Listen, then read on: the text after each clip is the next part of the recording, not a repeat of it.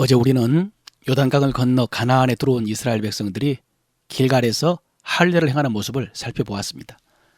여러분, 할례는 하나님께서 아브라함과 언약을 맺으실 때에 행하게 하셨는데요. 하나님의 언약의 백성이면서 동시에 아브라함의 자손임을 증명하는 표식이라고 할 수 있습니다. 성경에 보면 종들을 포함한 아브라함의 모든 식구들과 그 후에 이삭과 야곱과 또 야곱의 모든 자녀들이 할례를 받은 기록이 있는데요. 이스라엘 백성들이 애굽에 사는 동안에도 이 할례의 전통은 이어진 것 같습니다. 왜냐하면 정확한 기록은 없지만은 모세가 80세에 하나님의 보내심을 받고 애굽의 바로에게로 가는 도중에 하나님께서 갑자기 모세를 죽이려고 했던 사건이 있었습니다.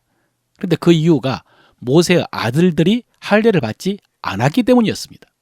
그래서 모세의 아내 십보라가 아들의 할례를 행하자 하나님께서 모세를 놓아주셨죠. 이를 통해서 우리는 모세는 할례를 이미 받았다는 사실을 알 수가 있습니다. 모세가 바로의 공주로 자랐지만은 처음에 태어나서 일정 기간 동안 부모의 손에서 키워졌는데 그때 이미 할례를 받은 것입니다.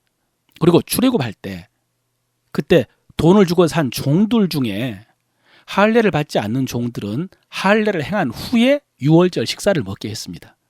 이 말씀은 그 전에 모든 이스라엘 백성들은 할례를 받은 상태였다는 것입니다.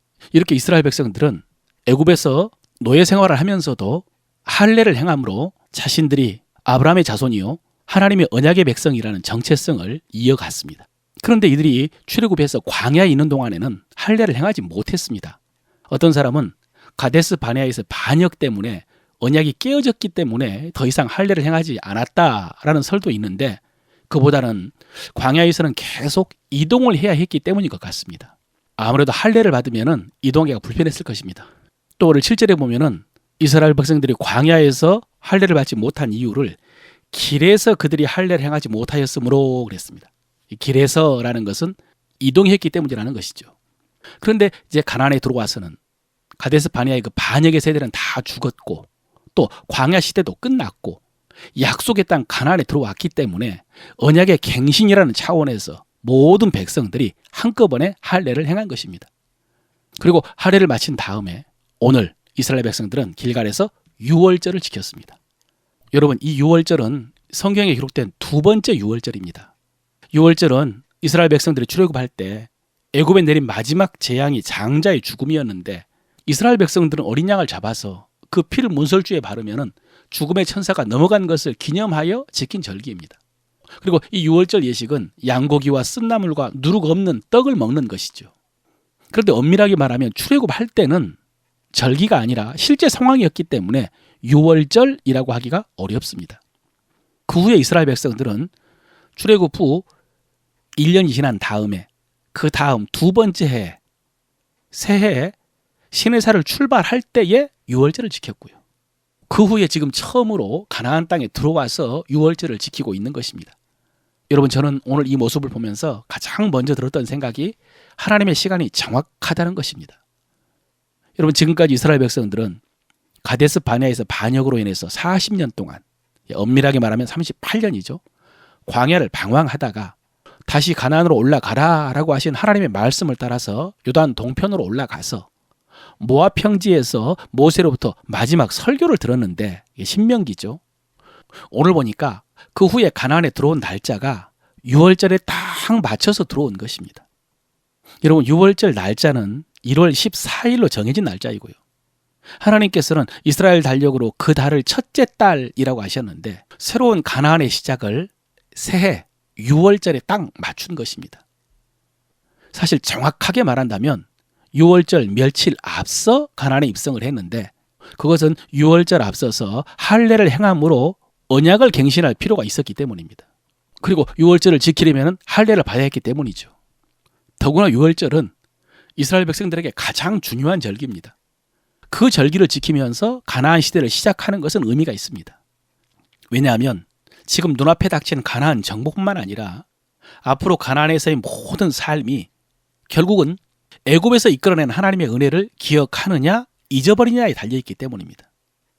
그런데 그 가나안에서 시간을 딱 맞춰서 할례로 언약을 갱신하고 그리고 유월절을 지킴으로 출애굽의 은혜를 기억하면서 시작하는 것은 하나님의 절묘한 타임이라고 할 수가 있습니다.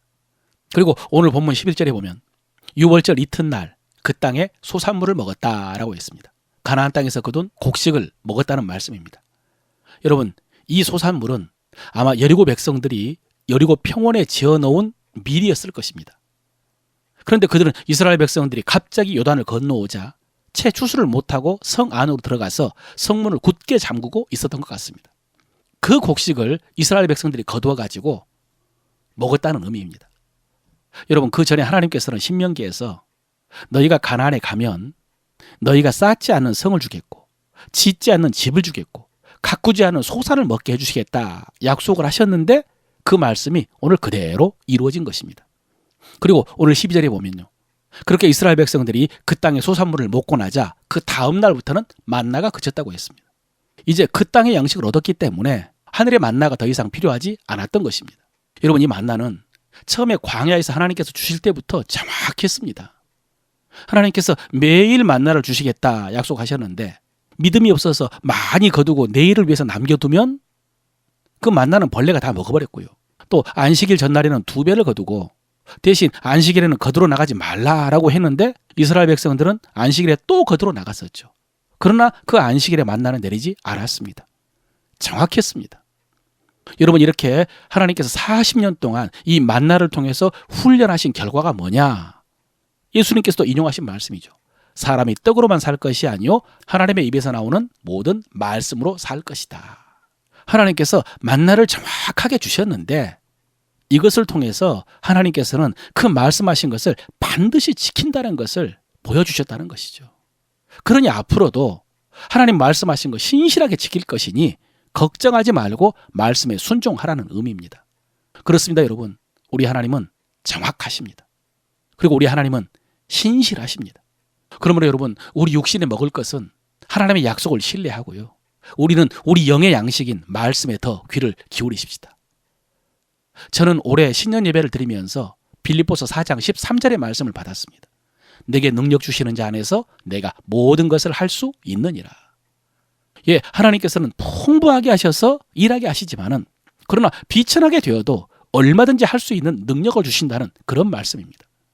그런가 하면 아내는 같은 빌립보서 4장 말씀 중에 19절 말씀을 받았습니다. 나의 하나님이 그리스도 예수 안에서 영광 가운데 그 풍성한 대로 너희 모든 쓸 것을 채우시리라.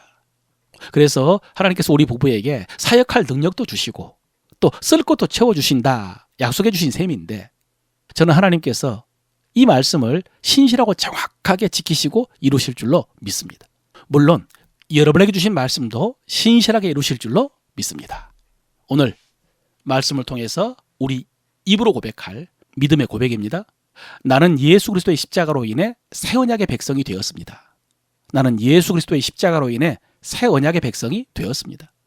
하나님께서는 나의 삶을 가장 정확하게 인도하고 계십니다. 하나님께서는 나의 삶을 가장 정확하게 인도하고 계십니다.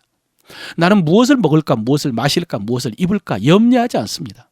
나는 무엇을 먹을까, 무엇을 마실까, 무엇을 입을까 염려하지 않습니다. 그리스도 안에 있는 영광으로 모든 쓸 것을 풍성하게 채우실 것이기 때문입니다. 그리스도 안에 있는 영광으로 모든 쓸 것을 풍성하게 채우실 것이기 때문입니다. 하나님께서는 능력도 주셔서 모든 사명도 능히 감당하게 하실 것입니다. 하나님께서는 능력도 주셔서 모든 사명도 능히 감당하게 하실 것입니다. 아멘.